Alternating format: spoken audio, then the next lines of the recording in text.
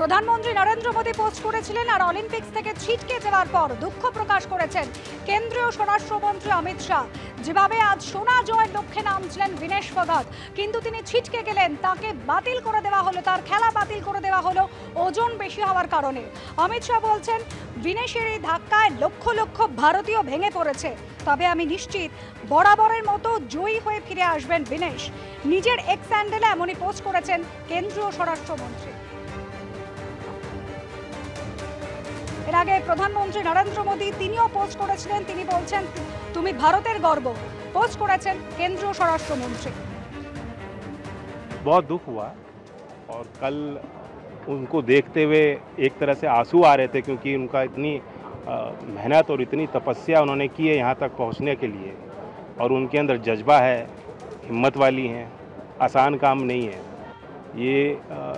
खिलाड़ी और सैनिक जितनी तपस्या और मेहनत इस वर्ग के लोग करते हैं, आम लोगों के बस की बात नहीं है। पूरा देश उनके साथ है और मुझे लगता है कि भारत सरकार भी इसे प्राथमिकता दे रही है। प्रधानमंत्री जी ने भी इसका संज्ञान लिया है, निर्देश दिए हैं, इसका अपील प्रक्रिया जो होगी उसको किया जाएगा। অলিম্পিক্সের তরফ থেকে তাকে জানিয়ে দেওয়া হয় আজ সকালে তিনি ফাইনালে নামতে পারবেন না, কারণ তার ওজন 100 গ্রাম বেশি রয়েছে। তার নামার কথা ছিল 53 কেজি ইভেন্টে, কিন্তু অলিম্পিক্স শুরু হওয়ার আগে তিনি বাধ্য হন 50 কেজি ফ্রি স্টাইল কুস্তিতে নামতে।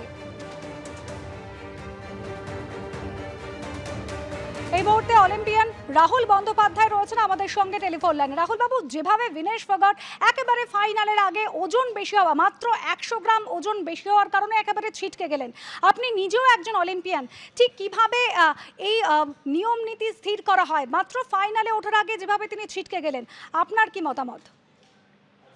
না, এটা অ্যাকচুয়ালি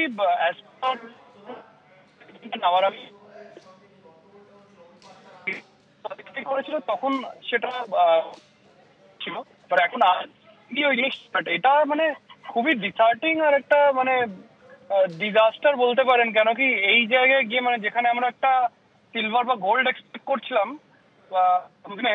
সেই জায়গায় ওখানে গিয়ে লাস্ট মোমেন্টে গিয়ে 100 গ্রামের জন্য যদি আমরা পিছিয়ে পড়ি, সেটা একটা খুব ভাববার বিষয় আই থিঙ্ক।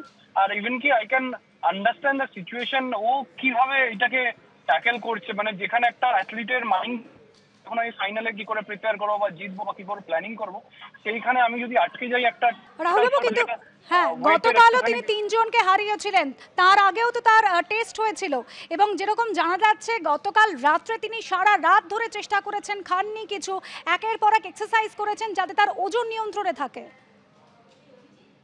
হ্যাঁ, আমি ওটাই শুনলাম কি এখনো শরীর খুব খারাপ হয়ে গেছে। মানে এই দেখুন, এই 100 গ্রাম আর 10 গ্রাম আমরা তো অতটা জানতে পারবো না, কিন্তু যেহেতু একটা রেসলার, তো ওনার সাপোর্ট টিম বা ওনার টিমের সাথে যারা কাজ করছেন তাদের মেন কাজ হচ্ছে এটাকে মেনটেন করা। নিশ্চয়ই ওরা কালকে জানতে পারার পরেই এই ডায়েটিং বা এটা শুরু করেছিল, মানে ইভেন কি ডিহাইড্রেট করা যাতে আরো ওয়েটটা কমে যায়। কিন্তু তা সত্ত্বেও যে এই জায়গাটা হলো না বা কি করে একদিনের মতো এই চেঞ্জেসটা হলো, সেইটা মানে আমরা এখান থেকে বলতে পারবো না, কেন they are the best person to understand that. একেবারে অনেক ধন্যবাদ রাহুল।